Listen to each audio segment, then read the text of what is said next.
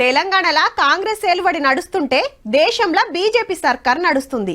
ఢిల్లీలో షేయ్ గుర్తు ప్రతిపక్షం అయితే ఈడ అధికార పక్షం. అక్కడి రాజకీయం వేరు, ఇక్కడి రాజకీయం వేరు.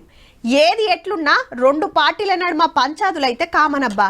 ఢిల్లీ లెవెల్లో ఎంపీలు కొట్లాడితే రాష్ట్రంలో ఎమ్మెల్యేలు ఫైటింగ్ చేస్తారు. ఇవన్నీ ఎప్పుడుండేటే గాని రెండు పార్టీల నడుమ ఇయాల గీ పంచాది నడుస్తుంది. అదేందో చూడుర్రి మరి. గాంధీ భవన్ కాడ పోలీసులే, బీజేపీ ఆఫీస్ కాడ పోలీసులే.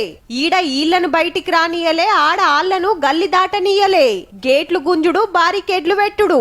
ఇంతకు లొల్లేందంటే నేషనల్ హెరాల్డ్ కేసులా సోనియా గాంధీ, రాహుల్ గాంధీ మీద తప్పుడు కేసులు పెట్టి సెంటర్ ఓళ్లు కుట్రలు చేస్తున్నారని తెలంగాణ అంతటా బీజేపీ ఆఫీసుల ముంగట ధర్నాకు డిసైడ్ చేసింది కాంగ్రెస్ పార్టీ. రారి చూసుకుందామని ఆటికెళ్ళాళ్ళు కట్టెలు పట్టుకొని తయారుండ్రు.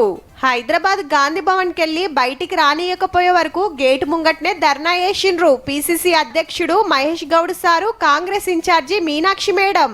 ఢిల్లీ కోర్టు ఇచ్చిన తీర్పు మోడీకి చెంపపెట్టు లాంటిది. కోర్టు స్పష్టం చేసింది ఇది రాజకీయ కక్షతో కూడుకున్న కేసని, దీంట్లో పసలేదని. ఇప్పటికైనా మోడీ తన తప్పును తెలుసుకుని గాంధీ కుటుంబానికి క్షమాపణ చెప్పాలి. కొందరు గేటు దాటి బీజేపీ ఆఫీస్ దిక్కు ఉరుకొస్తే అరెస్ట్ అయినోళ్ళ దాంట్లో ఎమ్మెల్యే నవీన్ యాదవ్ అన్న గుడుండు.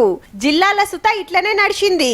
కాంగ్రెస్ ఎమ్మెల్యేలు, కార్యకర్తలు జులూస్ తీసుకుంటా కమలం ఆఫీస్ లో ముట్టడికొస్తే పోలీసులు ఆగబట్టిండ్రు, అరెస్టులు చేసిండ్రు.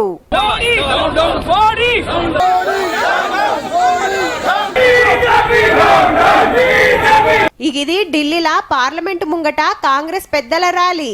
ఉపాధి హామీ పథకానికి గాంధీ తాత పేరు తీసేసినందుకు లొల్లైతాంది.